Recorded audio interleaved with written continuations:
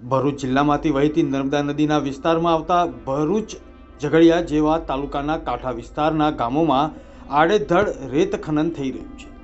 આ દરમિયાન હાલમાં શુકલ તીર્થ ખાતે નર્મદા નદીમાં 4 લોકો ડૂબી જવાની ઘટના પણ સામે આવી હતી। સમગ્ર જિલ્લામાં તે બાબતે શોક પણ ફેલાયો હતો। ત્યારે ભરૂચના સાંસદ મનસુખભાઈ વસાવાએ આના માટે નર્મદા નદીમાં લાંબા સમયથી ચાલતા રેત ખનનને જવાબદાર ગણીને મુખ્યમંત્રી ભૂપેન્દ્ર પટેલને પત્ર લખ્યો હતો અને કહ્યું હતું કે નર્મદામાં રેત માફિયાઓ દ્વારા મશીન બોટથી ખૂબ ઊંડાઈએથી રેતી કાઢવામાં આવી રહી છે। નદીમાં ઊંડા ખાડા પડી જતા તેમાં માણસો ડૂબવાની ઘટના બની રહી છે। નર્મદા નદીમાં કેટલાક રેત માફિયાઓ ગેરકાયદેસર રીતે રેત ખનન કરતા હોય તેને કારણે આવી દુઃખદ ઘટનાઓ સામે આવી રહી છે અને માટે જવાબદાર અધિકારીઓ અને રેત માફિયાઓના ગાંધીનગરમાં બેઠેલા મળતિયાઓ પણ જવાબદાર છે। નર્મદામાં થતી રેત ખનનની પ્રવૃત્તિ તાકીદે બંધ કરવાની વાત પણ સાંસદે કરી છે અને કસૂરવારો સામે કાયદેસરની કાર્યવાહી કરવામાં આવે તેવી પણ માંગ ઉઠી છે। ભરૂચ જિલ્લામાં ભરૂચ તાલુકાના શુકલ તીર્થ પાસે ગઈકાલે અને પરમ દિવસે બહુ ભયંકર દુઃખદ ઘટના ઘટી। ગઈકાલે ભરતીની ઓટ પણ હતી પૂરમના કારણે અને કેટલાક રેત માફિયાઓએ શુકલ તીર્થ પાસે ઊંડા ઊંડા ખાડા ખોદ્યા છે રેતી કાઢવાના, મશીનથી રેતી કાઢી। એમાં વેજલપુરના સામાજિક મરણોત્તર વિધિ માટે એક પરિવાર ત્યાં ગયો। એમને ખ્યાલ નહીં કે આટલા ઊંડા ખાડા છે અને તેમાં ભરતીનું પાણી, એટલે એ ઊંડા ખાડામાં ગરકાવ કરી ગયા। એમાં 3 લોકો કાલે એ મૃત્યુ પામ્યા, એક જ પરિવારના। એના એક દિવસ પહેલા સુરતના એક યુવાન એ પણ ત્યાં નાહવા માટે આવ્યા છે, એ પણ આ ખાડામાં રીતના પડીને મરી ગયા। આમ 2 દિવસમાં 4 આ રીતના આકસ્મિક મૃત્યુ પામ્યા છે અને એમાં ખાસ કરીને જે રેત માફિયાઓ આડેધડ નદીમાં ગેરકાયદેસર રેતી કાઢી છે એનું મેઇન કારણ આ છે। આ ભરૂચ તાલુકા પૂરતું જ નહીં, ઝઘડિયા તાલુકામાં ટોટીદરા પાસે પણ 4-5 વર્ષ પહેલા ઘટના ઘટી હતી। નારેશ્વર કરજણ તાલુકામાં ત્યાં પણ 4-5 વર્ષ પહેલા અમદાવાદના એક પરિવાર આવ્યું, 8 થી 9 લોકો ડૂબી ગયા હતા।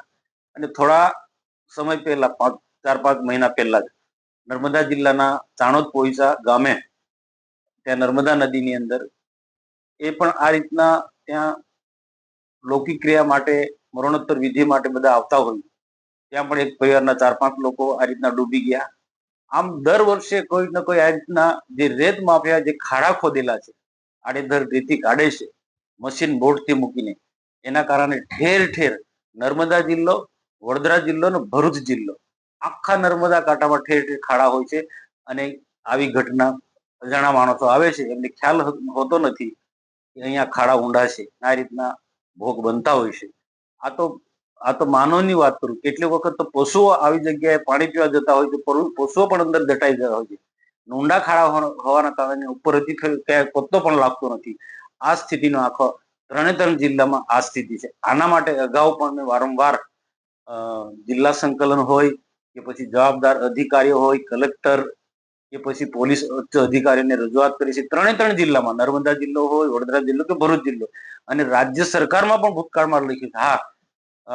માનનીય મુખ્યમંત્રી ભૂપેન્દ્રભાઈ પટેલ સાહેબે ગયા વર્ષે કડક હાથે કામ લીધું એટલે 5-6 મહિના બિલકુલ આ બધી ગેરકાયદેસર પ્રવૃત્તિ અટકી ગઈ હતી, પણ ફરી પાછી આ પ્રકારની ચાલુ થઈ છે।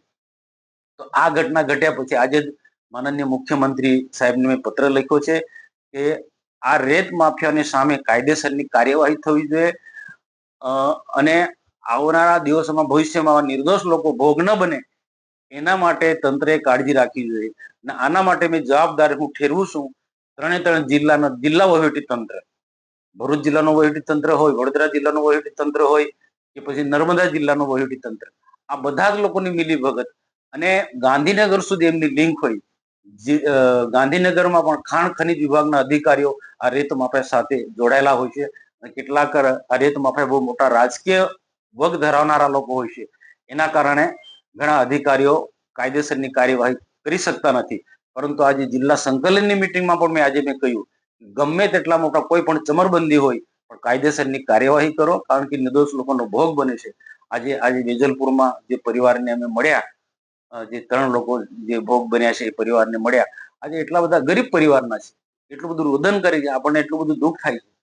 તો આના માટે આવનારા દિવસોમાં આવા બીજા કોઈ નિર્દોષ લોકો ભોગ ના બને એના માટે મેં પત્ર લખ્યું છે માનનીય મુખ્યમંત્રીને, અને 3 જિલ્લાના વહીવટી તંત્રને પણ હું આના વાકેફ કરવાનું છું કે ભાઈ જવાબદારી તમારી છે.